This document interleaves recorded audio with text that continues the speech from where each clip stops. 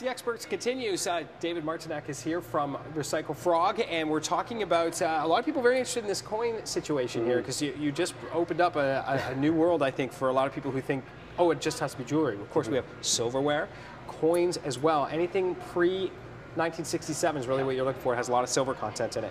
And a couple of coin questions. Linda asked if you're a coin buyer or if you're just about what's in the coin. Right. And kind of tying in with that, Chargine also asked what a $20 American gold coin would be worth. Yes. So, and again, coins are, in a sense, grouped together. You need to know a little bit about those coins. There could be some value way beyond just their melt value. Right. And what we do as a company is, and everyone is trained to do the same thing, we're going to be separating the melt value, which is your typical coins like this. There's no rarity, uniqueness. Right. The condition is below average. There's nothing unique about them that's going to drive the value up significantly. This is what we consider scrap, and we pay a multiple of the face value of this, depending on what silver is worth on that particular day.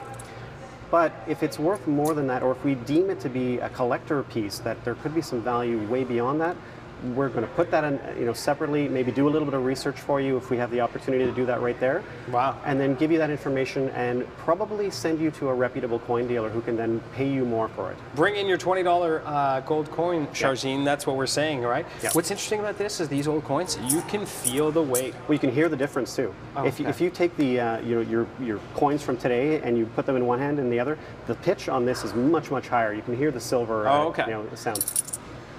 We have an email from Linda. I think I just mentioned this email, actually. It was a coin. Yeah, there it is, the coin. So yes, Linda, make sure that you you want to Google some of the coins if you think they're really valuable. She can email info@recyclefrog.com, and I can actually give her a website she can go to herself. Oh, okay. And look at all the coins and see which years might be more unique, and I can certainly help guide her through that process too. Okay, great. Okay, let's talk about some of the weird things or interesting things you've seen brought in. Yeah. So.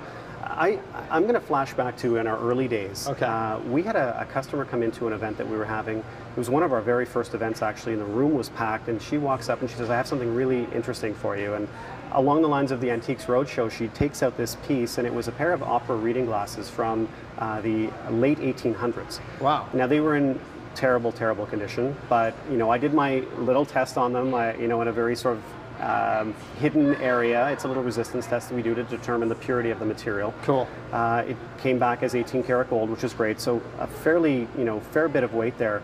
And I told her, here's what the value of the gold is, but we're not buying it today, because you need to go and do a little bit of research on this piece.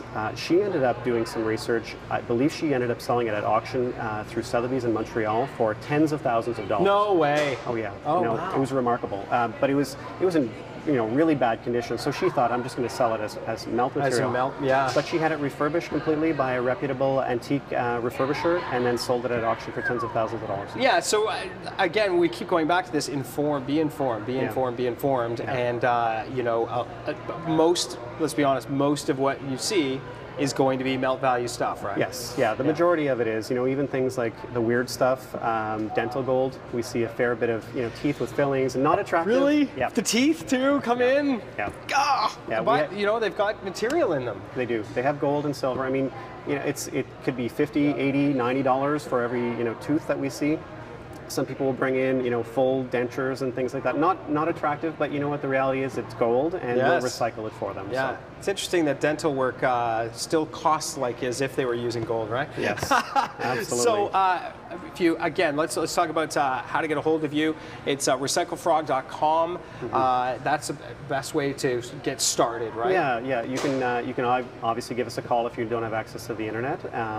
But certainly our website has a ton of information, including all of our upcoming events. And again, I do want to reiterate, this week is a really good, fun week. We've got the Shio Barbecue coming up on Saturday. We want as many people to come through our events in Carp and Barrhaven. I believe we've got Pembroke, Picton as well. Very cool. So we've got a ton of events coming up. Now, we have Sandra on the line. Sandra, you have a question? Yes, I have a dresser set that was my mother's, and she either got it for a wedding present, probably in 1936 or thereabouts. And there's 5 pieces: a brush, a mirror, a clothes brush, a shoehorn, and a comb. Yep. and they say on the back of them, they say Burke's Sterling. Yep. Oh, great. Which is probably what I'm looking at right here, actually. We've got... Well, I could see that you had a brush there, and I just thought I'd inquire, because I've had this wrapped in a container for years. And I'm calling you from Florida. Oh, my goodness. Well, thanks for watching from the sunny state. Right.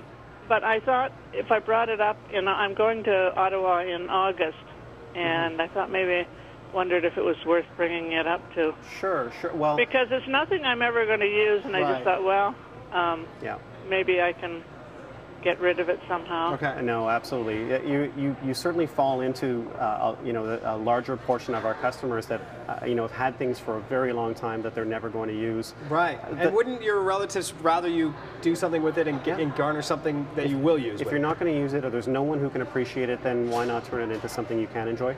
The one thing I will say that I think our customers really appreciate is that there's a no pressure, no haggle approach to the way we do our business. So when you come in, we'll do the full assessment right there in front of you and present you with a purchase offer. If you accept the offer, great, we'll write you a check on the spot. If you don't, you simply pack your things up and off you go. And there's exactly, I like that. No guilt, no pressure. It's really a nice, friendly approach. Smile either way, right? Oh, absolutely. All right, there you go. Here's where you find Recycle Frog one more time, and we barely scratched the surface, so to speak, on all of these goods. And if you're thinking about it, that's what you want to do. World Exchange Plaza, Suite 1150. Check them out, recyclefrog.com. Check out some of the local events that are going on this week, as David mentioned, and there are the phone numbers as well. Thank you very much, David. Thank you. All right, we're back with more on CTV Morning Live after this.